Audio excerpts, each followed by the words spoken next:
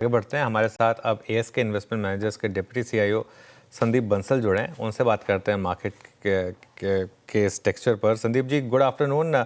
CNBC आवाज़ पर स्वागत है आपका। मार्केट में इस समय आपका क्या व्यू है, क्योंकि एक बहुत लंबी और प्रोट्रैक्टेड हमने टाइम वाइज करेक्शन देखी है पिछले कुछ दिनों में। वो जीएसटी कट के बाद से थोड़ा मार्केट में एक पॉजिटिविटी लौटी थी, लेकिन अब फिर थोड़ा सा हायर लेवल पर आकर थोड़ा सा मार्केट को कंजेशन फेस करना पड़ रहा है। आप कैसे देख रहे हैं इस समय मार्केट को? गुड आफ्टरनून अनुज। हमें अपने शो पे बुलाने के लिए शुक्रिया। हाँ, मार्केट्स अगर हम देखें लास्ट 1 ईयर से, तो मार्केट्स मोटा मोटी फ्लैटिश रहे हैं। अगर हम Q1 के रिजल्ट्स देखें, Q1 के रिजल्ट्स लगभग इन लाइन थे। Q2 में रिजल्ट्स उतने अच्छे नहीं आएंगे क्योंकि डिमांड पोस्टपोन होएगा जीएसटी रेट कट्स की वजह से। पर हमें ऐसा लगता है कि H2 onwards, festive season onwards, on the ground demand में एक अच्छा खासा पिकअप आना चाहिए। उस डिमांड को मजबूती मिलेगी एक गुड मॉनसून से, income tax rate cut benefit से, जीएसटी रैशनलाइजेशन से, इंटरेस्ट रेट कट के बेनिफिट से, और सिस्टमिक लिक्विडिटी जो अच्छी मेंटेन करी हुई है आरबीआई ने उससे, और जो इन्फ्लेशन की दरें भी नीचे आ गई हैं उनसे कंज्यूमर वॉलेट्स में ज्यादा स्पेस बनती है डिस्क्रिशनरी आइटम्स पे स्पेंड करने के लिए।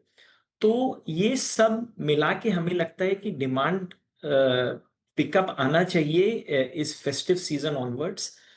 अगर हम वैल्यूएशंस देखें तो इंडियन मार्केट के वैल्यूएशंस करीब 20.5 के आसपास हैं। 1 ईयर फॉरवर्ड पी मल्टीपल की अगर हम बात करें तो जो लगभग 10 साल के एवरेज लेवल पे हैं। तो यहां से अगर अर्निंग्स और डिमांड मोमेंटम हमें दिखेगी तो हमें लगता है कि मार्केट्स को वहां से मजबूती मिलनी चाहिए।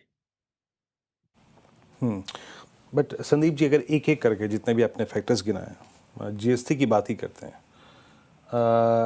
जीएसटी रेशनलाइज होना और ये पूरे फेस्टिवल सीज़न को आप कैसे अप्रोच करेंगे? मतलब अल्टीमेटली ये क्वार्टर जो एडवांटेज कैरी करेगा अगर जीएसटी रेशनलाइज होता है, मतलब पोस्ट Q2, आई मीन जो चीज़ आपकी बाइंग लिस्ट में सबसे ऊपर होगी, जहाँ वैल्यूएशन का कंफर्ट होगा, जहाँ पे जीएसटी रेशनलाइज का बेनिफिट होगा, और मोर लेस जहाँ पे आपको अर्निंग्स की अच्छी विजिबिलिटी नजर आएगी, सबसे ऊपर लाइंड अप क्या है आपकी चॉइस ऑफ स्टॉक्स में या फिर सेक्टर्स में? तो वीरेंद्र, सेक्टर्स में सबसे पहले आएंगे ऑटोज और इंटायर कंज्यूमर डिस्क्रिशनरी पैक। वहां पे 28% स्लैब से 18% स्लैब में जो आइटम्स मूव करेंगे उनमें डिमांड अच्छी हो रहनी चाहिए क्योंकि वहां पे प्राइस कम होएगा। तो entire auto pack, consumer discretionary pack, उसके अलावा सीमेंट पैक भी हमें पसंद है। वहां पे डिमांड इनइलास्टिक है तो जीएसटी रेट रैशनलाइजेशन से डिमांड इंक्रीज नहीं होगी, बट हो सकता है कि मार्जिन्स में बेनिफिट आए। और ये तीनों ये कंज्यूमर डिस्क्रिशनरी, ऑटो, सीमेंट, ये तीनों सेक्टर्स को मॉनसून, रूरल रिकवरी से भी बेनिफिट होना चाहिए। और आगे जाके नेक्स्ट ईयर एंड में या उसके बाद जो 8th पे कमीशन का बेनिफिट्स इनको आएगा बिकॉज ऑफ हायर पे इंक्रीजेस। सो ये एक लंबी कहानी है, ऐसा नहीं है कि ये सिर्फ एक जीएसटी रेट्स की वजह से है, पर हमें लगता है कि इन स्टोरीज में multiple legs of growth available हैं। ओके, कुछ सेक्टर्स स्पेशली ऑटोज़ पर आप संदीप जी बुलिश नज़र आ रहे हैं, पॉजिटिव नज़र आ रहे हैं। गुड आफ्टरनून, श्रेया बात कर रही हूँ। लेकिन सर, बैंक्स की दिक्कत क्या है? हम लगातार देख रहे हैं कि अगर निफ्टी स्पेशली ठीक ठाक परफॉर्म कर भी रहा होता है तो बैंक निफ्टी से वो सहारा नहीं मिल पाता। प्राइवेट बैंक्स बैकफुट पर, आईसीआईसी, एचडीएफसी बैंक जैसे स्टॉक्स हमें बैकफुट पर नज़र आते हैं। यहाँ पर क्या करना चाहिए? आपका टेक क्या होगा इस पर? Good afternoon Shreya. Banking sector में Q2 में हमें मार्जिन्स में कंप्रेशन दिखेगा क्योंकि बैंक्स को जो रेट कट्स हुए हैं वो कस्टमर्स को काफी हद तक पास करने पड़ेंगे, पर उनका जो डिपॉजिट्स हैं वो अभी तक पूरी तरीके से रिप्राइस नहीं हुए हैं।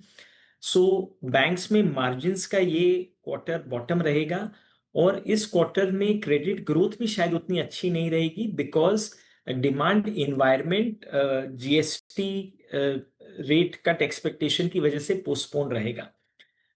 H2 ऑनवर्ड्स हमें लगता है कंज्यूमर डिमांड में पिकअप आना चाहिए, मार्जिन्स का भी फिर आपको बेनिफिट वहां से मिलना चाहिए। कॉरपोरेट क्रेडिट ग्रोथ जो एक और इम्पॉर्टेंट पिलर है बैंकिंग सेक्टर के लिए, वो शायद towards the end of the year वहां उसमें भी एक हमें इंक्रीमेंट दिखना चाहिए। वैल्यूएशंस इंटायर सेक्टर के प्राइवेट बैंकिंग के हमें काफी अट्रैक्टिव लगते हैं।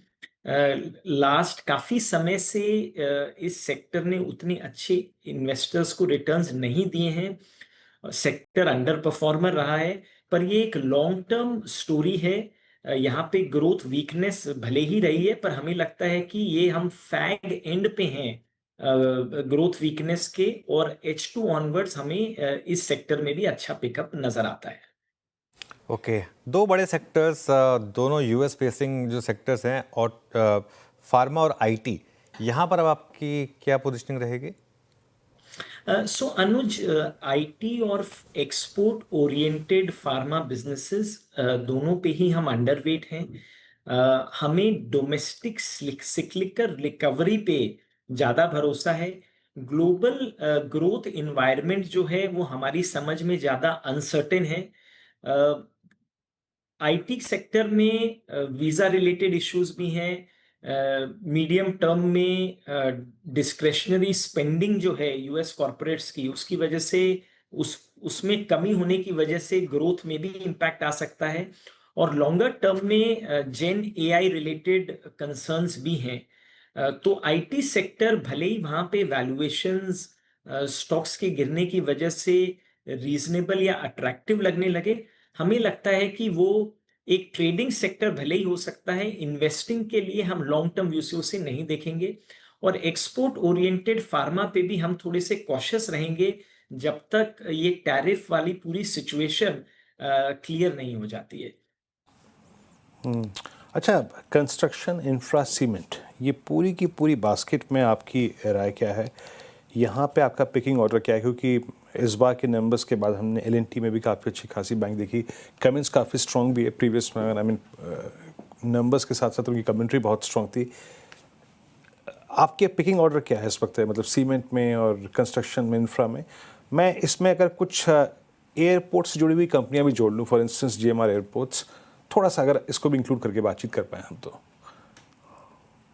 श्योर वीरेंद्र, हमें ये पूरा पैक अच्छा लगता है। हमें लगता है कि ये सीजनली वीक क्वार्टर के बाद इस पैक में एक पिकअप आना चाहिए, और ये लंबे समय के लिए इंडिया में एक अच्छी स्टोरी है। सीमेंट में स्पेशली जीएसटी रेट कट के अलावा एक कंसोलिडेशन हो रहा है। दो बड़े प्लेयर्स पूरे सेक्टर को कंसोलिडेट कर रहे हैं, जिसमें प्राइसिंग का एक benefit medium to long term में प्ले आउट होना चाहिए। ऊपर से फ्यूल प्राइसेस जो म्यूटेड रहे हैं उसका भी बेनिफिट आएगा, और सारे प्लेयर्स अपने कॉस्ट्स कम करने में लगे हुए हैं, जिसका बेनिफिट मार्जिन्स में हमें आने वाले क्वार्टर्स में दिखेगा। तो सीमेंट हमारे लिए एक बहुत ही प्रेफरेबल सेक्टर है। कैपिटल गुड्स, इंफ्रास्ट्रक्चर और कंस्ट्रक्शन की हम बात करें तो उसमें हमें कैपिटल गुड्स वाली कंपनीज ज्यादा पसंद है। इंफ्रास्ट्रक्चर का स्पेस भी हमें लगता है कि वहां पे ordering activity second half of the year में स्ट्रांग रहेगी, एग्जीक्यूशन पिकअप भी आएगा, और उसकी वजह से मार्जिन्स में भी बेनिफिट मिलेगा। और इन सब सेक्टर्स में कैपिटल गुड्स, इंफ्रास्ट्रक्चर, कंस्ट्रक्शन, इनमें लास्ट कुछ महीनों से स्टॉक्स में प्राइसेस में उतनी एक्टिविटी नहीं हुई है, तो वैल्यूएशंस भी अभी अट्रैक्टिव हैं, और इनमें कंसर्न्स ज्यादा बिल्ट इन है क्योंकि ऑर्डर बुक्स उतने बड़े नहीं हैं। जैसे ऑर्डर्स आएंगे, एग्जीक्यूशन पिकअप होगा, हमें इन स्टॉक्स में री रेटिंग का भी काफी स्कोप नजर आता है। ओके, री रेटिंग की संभावनाएं दिख रही हैं आपको स्पेस में। संदीप जी, आज से सेमिकॉन इंडिया 2025 का आगाज़ हो गया है, और प्रधानमंत्री नरेंद्र मोदी ने जिस तरीके से सेमीकंडक्टर को लेकर स्पीच दी और मार्केट की बात की उन्होंने। मेरा सवाल आपसे ये कि सेमीकंडक्टर का जो थीम है वो कैसे देख रहे हैं आप इंडिया के लिहाज से, और साथ ही आपको कोई ऐसी कंपनीज जिसको फ़ायदा हो और कौन से स्टॉक्स इस मद्देनज़र रडार पे रखने चाहिए, अगर उस पर थोड़ा सा आप हमें बता पाएँ तो। हाँ श्रेया, सेमीकंडक्टर्स वाली जो थीम है वो बहुत बड़ी अपॉर्चुनिटी है और एक लंबे समय के लिए अपॉर्चुनिटी रहने वाली है। अभी हम इस स्पेस में इनिशियल या बेबी स्टेप्स ले रहे हैं। इस सेमीकंडक्टर सप्लाई चेन और इकोसिस्टम का इंडिया धीरे धीरे और बड़ा हिस्सा बनता जाएगा। स्टॉक स्पेसिफिक तो हम बात नहीं कर पाएंगे, बट यहाँ पर इस स्पेस में अनलिस्टेड में कुछ कंपनीज हैं जो बड़ी हैं। लिस्टेड स्पेस में भी कुछ एक कंपनीज अपनी फैक्ट्रीज और फैसिलिटीज उन्होंने स्टार्ट करी है और कुछ की बन रही है। इस स्पेस को खेलने के लिए केमिकल्स भी एक जरिया हो सकता है। सो ये स्पेस काफी इंटरेस्टिंग है। अभी इन्वेस्टमेंट फेज में है, पर लंबे समय में और लंबे समय के लिए इस स्पेस में काफी बड़ी ग्रोथ इंडिया में रहने वाली है। ओके संदीप जी, बहुत बहुत शुक्रिया, आप इस बातचीत में शामिल हुए, सभी सेक्टर्स पर अपनी राय रखी आपने, बहुत बहुत शुक्रिया। अब लेके आइए आप